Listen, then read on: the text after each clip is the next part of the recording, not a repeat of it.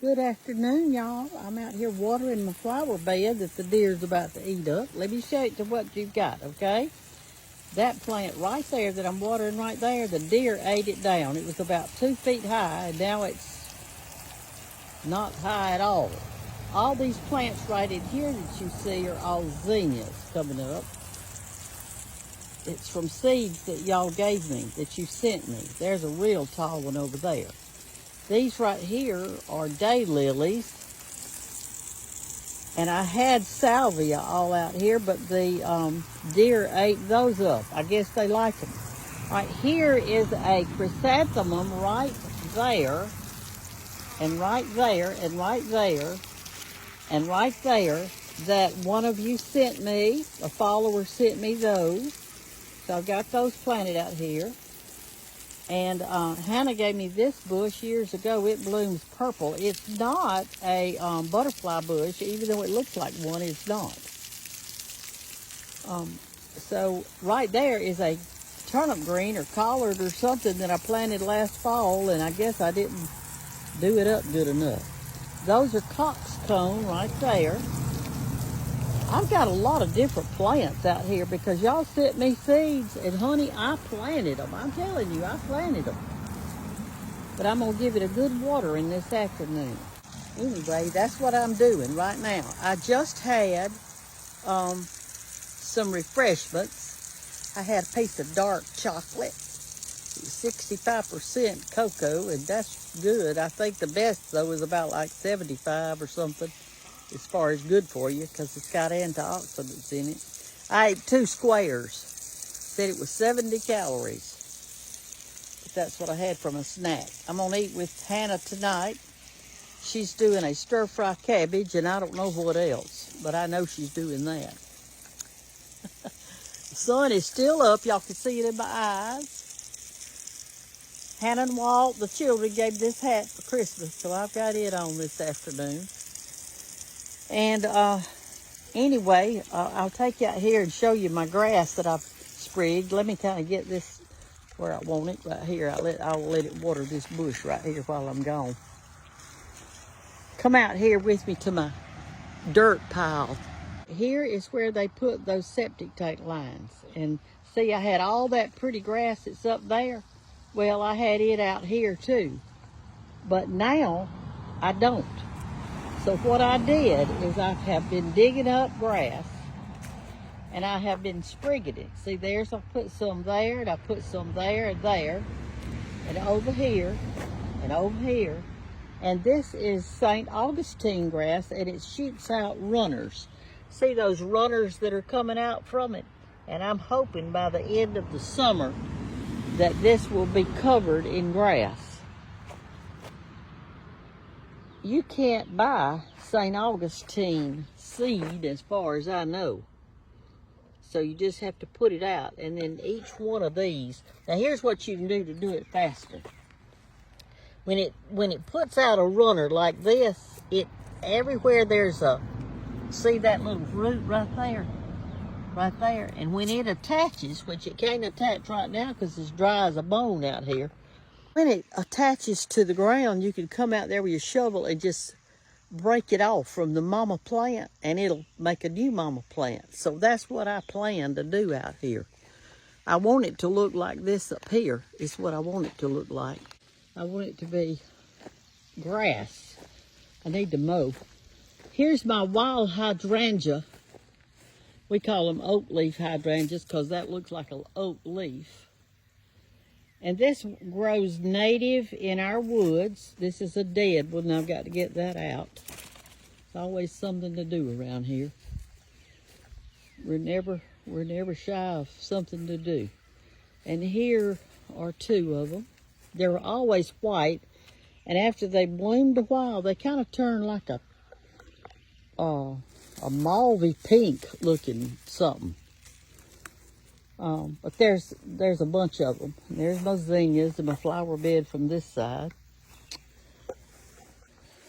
Here's the cherry tree right here that Dallas and Anna gave me. And y'all, did you know that, see all those leaves are at the top of it? Well, they were down here too. They were all over this limb right here, and these, all over it. And the deer came and ate all the leaves off of it a few nights ago. Here's a plant that I planted last year, and it came back. I can't remember the name of it. I've got 3 of them. And that one's supposed to bloom yellow right there. And then these right here, these are those beautiful lilies that y'all sent me about 3 years ago, and they had gorgeous red flowers on them. The deer came the other night and ate every single one of the flowers off of it. Now, I know that deer have to eat. I know that. I am well aware of that. But I have to enjoy my plants too. And I don't want them out here eating everything up that I've worked so hard to do. They've got those whole woods back there with all kind of stuff in there to eat. Huckleberries and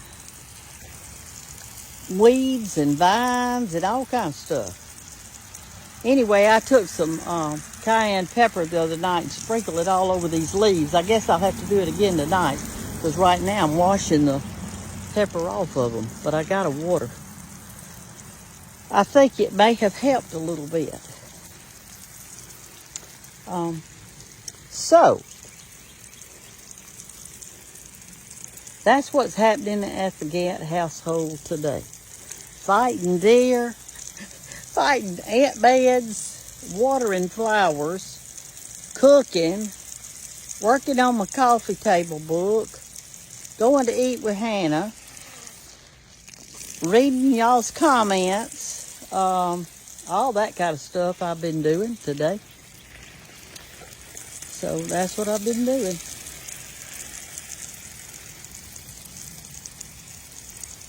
Some people wrote in, and I hate this for you. I mean, I do. I hate it.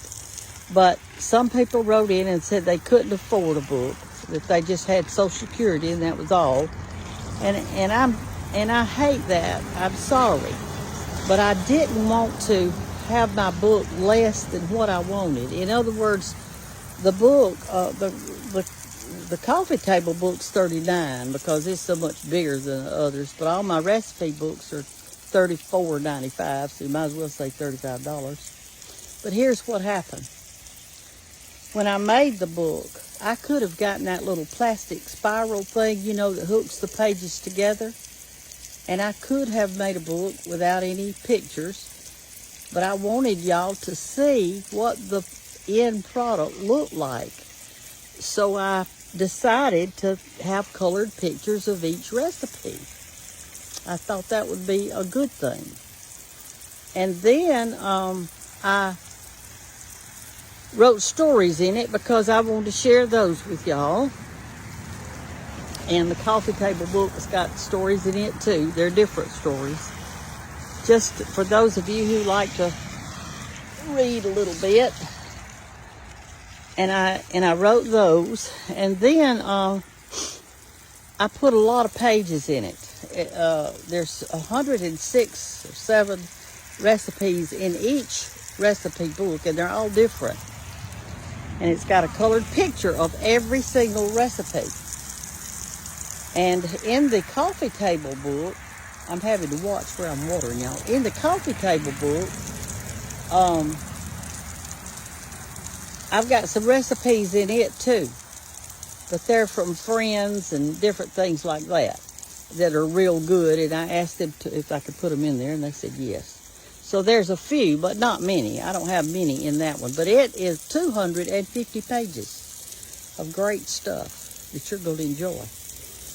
And I've been working on it this afternoon.